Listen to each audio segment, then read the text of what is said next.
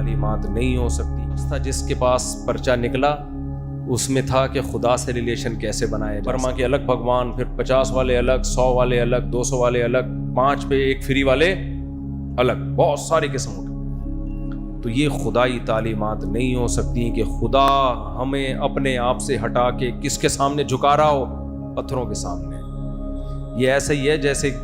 وہی میں نے بتایا نا، جیب سے پرچہ نکلا تو تعلیمات کیا تھیں، آپ مان لو گے ان تعلیمات؟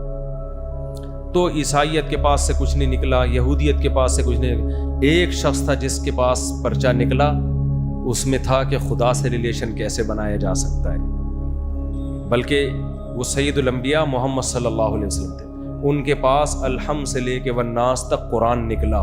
ان کے پاس 5 نمازیں نکلی، ان کے پاس طہارت کے احکام نکلے کہ نماز سے پہلے ایسے طہارت، غسل کا طریقہ کیا ہے، وضو کا طریقہ کیا ہے، دانت صاف رکھنے کیسے ہیں، اور ایک ایک چیز اپنی باڈی کو مینٹین کرنے سے متعلق، کھانے پینے کی ہدایات سے متعلق۔ پھر رمضان کے روزے نکلے، حج نکلا، حج کا ایک ایک لمحہ کیسے حج کیا جائے گا، رمی کیسے کی جائے گی، سعی کیسے کی جائے گی، حج کرنا کتنی دفعہ ہے زندگی میں، کس پہ فرض ہوتا ہے، کس پہ فرض نہیں ہوتا، پھر زکوٰۃ کتنی زکوٰۃ کس پہ فرض ہے، کس پہ فرض نہیں ہے، کس کو دی جائے گی، کیسے دی جائے گی، پھر اللہ کے حقوق کی ایک طویل فہرست جو فقہ کی کتابوں میں اتنی بھری ہوئی ہے۔ پھر اس کے بعد مخلوق کے حقوق شروع ہوتے ہیں، ماں کے حقوق الگ بیان کیے، بیوی کے حقوق الگ بیان کیے، بیٹی کے حقوق الگ بیان کیے، بیٹے کے حقوق الگ بیان کیے، پڑوسیوں کے حقوق الگ بیان کیے، اتنی تفصیل۔ پھر مرو گے تو تمہاری جائیداد میں کس کا کتنا حصہ ہے، بیوہ کا کتنا حصہ ہے، اگر اولاد ہو تو کتنا حصہ ہے، اولاد نہ ہو